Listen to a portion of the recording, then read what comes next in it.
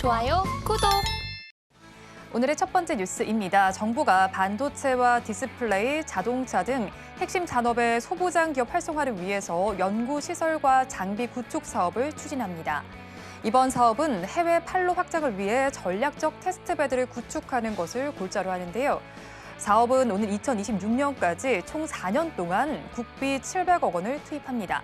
관련해서 오늘 반도체 섹터 내에서 차별화된 움직임이 관찰되고 있습니다. 자세한 내용 짚어보도록 하겠습니다. 오늘 시장을 살펴보면요. 반도체주 내에서 살펴봤을 때 대형주는 좀 쉬어가는 장세지만 장비주 내에서 강세가 관찰이 되고 있습니다. 특히나 두성 엔지니어링 지금 크게 움직이고 있는데 장중에 지금 18% 넘게 올라갔다가 상승분을 조금 반납하긴 했지만 그래도 13%대 오름세가 나타나고 있습니다.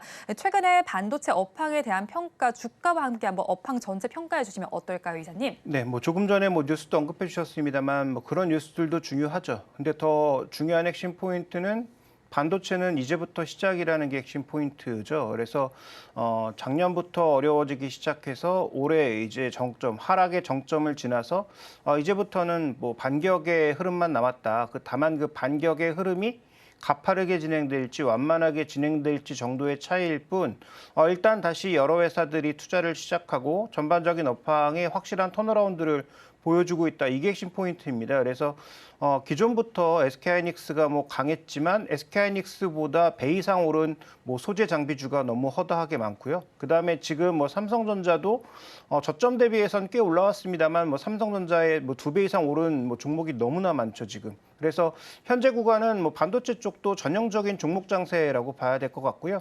길게 보면 반도체 대형주도 좋겠지만 어쨌든 지금은 실적이 개선될 것으로 보이는 소재 장비주의 시대가 아닌가 이렇게 봐야 될 것 같습니다. 그렇죠. 실적이 개선된다. 턴어라운드 기대감 속에 장비와 소재주들 바라보면 좋겠다라고 말씀을 해주셨어요.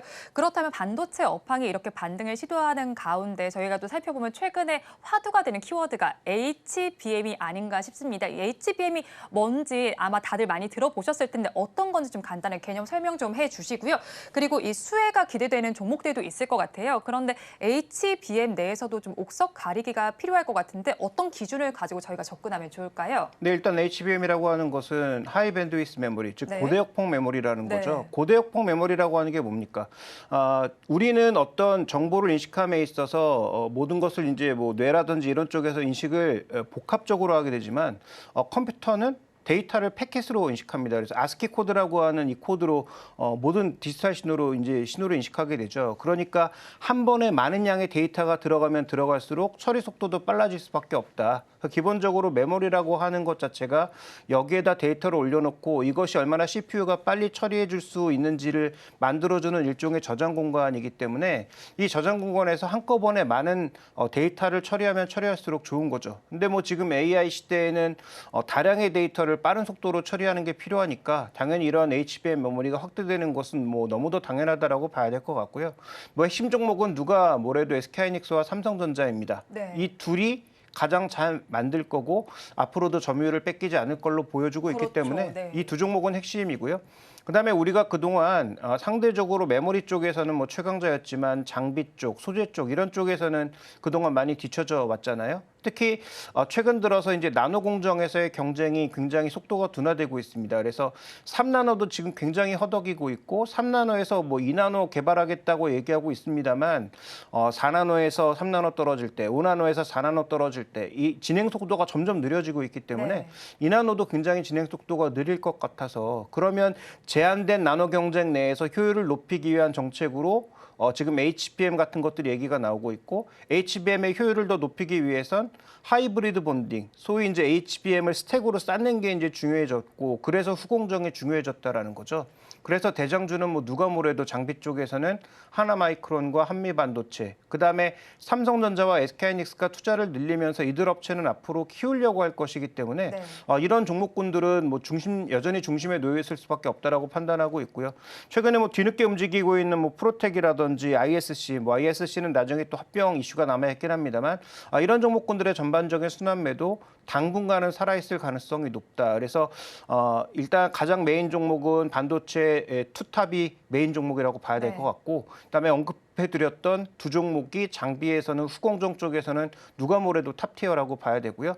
뒤따라가고 있는 종목군들도 순환매는 이어질 것으로 보이나 투자의 중심은 여전히 메인에 두어야 된다라고 말씀드리겠습니다. 네, 그럼 메인 업체들이 사업을 어떻게 진행하고 있는지 한번 간단하게 짚어주시면 어떨까요? 네, 일단 지금 뭐 이렇게 쭉 보시는 것처럼 개발하고 양산하고 그다음에 계속 스택을 쌓고 늘려나가는 그런 방향으로 가고 있는 거죠. 그러니까 앞으로 데이터량을 빠르게 처리하기 위해선 통신망의 속도도 올라가야 되고요. 그다음에 CPU의 클럭도 올라가야 되고요. 네. 그다음에 보이는 이 메모리 단에서의 메모리를 한 번에 처리하는 그 용량도 대폭 증가해야 되는 거죠. 그리고 이 안에서 발열도 없어야 되고요. 그러니까 이런 여러 가지 요인들이 복잡다단하게 나타나고 있어서 최근에는 시스템 온칩, 하나의 시스템 안에 여러 가지를 다 올려서 발열량을 낮추고 속도는 높이는 그런 방향의 그 개발이 계속되고 있는데 거기에서는 아무래도 SK하이닉스보다는 SK하이닉스가 먼저 개발하면서 점유율이 높았기 때문에 네. 최근 주가의 강세가 나타났지만 하반기에는 삼성전자가 치고 들어오면서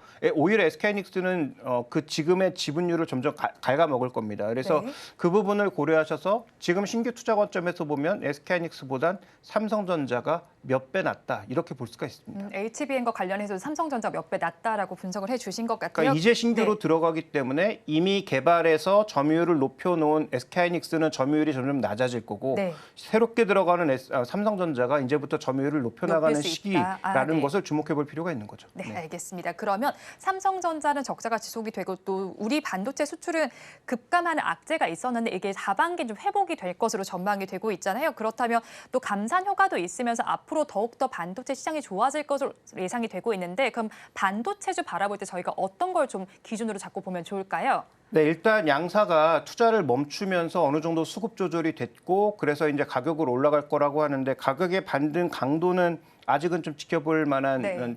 필요가 있습니다. 다만 여기서 중요한 것은 지난번에도 뭐 한 두어 달 전에도 한번 말씀드렸던 것 같은데 반도체가 아무리 최악이어도 투자를 줄일 수 없는 부분이 있다. 그것은 선단 공정, 후공정, 뭐 그다음에 EUV와 관련된 첨단 공정 이런 쪽에서는 줄일 수 없다라고 여러 번 강조를 드렸고요. 실제로 그런 종목군들은 이미 주가가 뭐 폭등을 했습니다. 올해 저점 대비해서는 뭐 300~400% 오른 종목이 너무 많고요. 그다음에 이런 종목들의 상승세는 좀처럼 멈춰지지가 않고 있죠. 따라서 이거는 하나의 좀 트렌드라고 봐야 되기 때문에 향후 반도체가 약간 뭔가 대형주 중심으로 꺾인다고 하더라도 이쪽은 꺾일 수 없다. 네. 소위 이제 첨단 공정과 선단 공정 쪽에서는 꺾일 수 없다라고 봐야 될 것 같고요.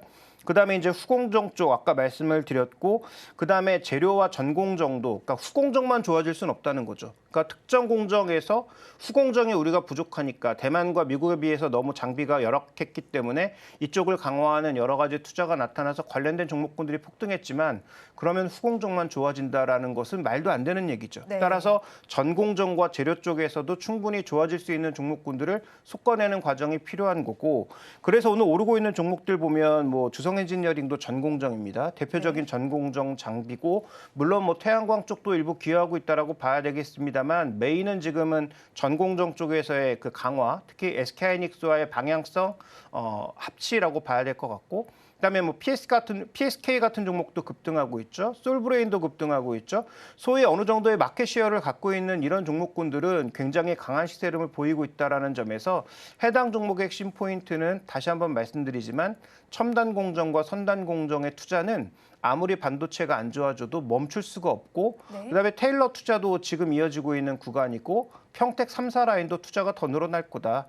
그런 과정에서 핵심 장비에 대한 관심은 여전히 멈출 수 없다라고 봐야 될 것 같습니다. 그렇다면 탑픽 종목 오늘 어디서 가져오셨을까요, 이사님? 네, 오늘 뭐 2차 전지는 말씀드렸다시피 뭐 좋은 종목들이 많지만 속도 네. 조절이 좀 필요하다라고 보고 있기 때문에 그런 관점에서 반도체 재료 쪽에서 가져왔는데요.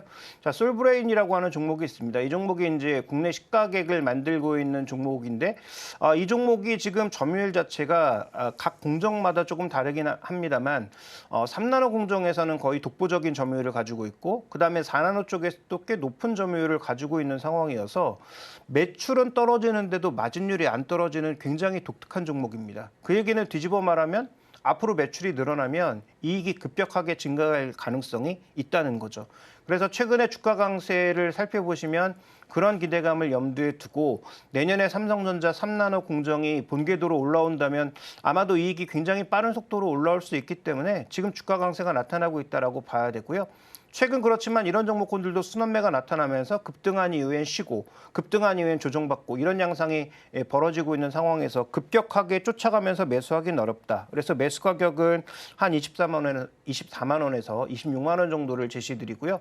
목표 가격은 이 종목의 PBR 한 2.3배에서 2.4배 정도의 수준이 30만 원 초반대입니다. 그래서 저는 뭐 그 정도의 가격까지는 충분히 가리라고 보고 있고 과거의 고점은 3배가 넘었는데 그 정도까지 가기에는 조금 어렵다. 그래서 현재 PBR 목표치는 2.2배에서 2.3배 정도를 내년도 포워딩을 당겨와서 계산해 보면 한 32만 원 정도를 목표 가격으로 합리적으로 제시할 수 있을 것 같고 뭐 손절 가격은 큰 의미가 없다라고 보고 있습니다만 20만 원 초반대 정도를 깨는 하락이 나타난다면 좀 쉬어갈 가능성이 높기 때문에 손절 가격은 22만 원을 제시하겠습니다.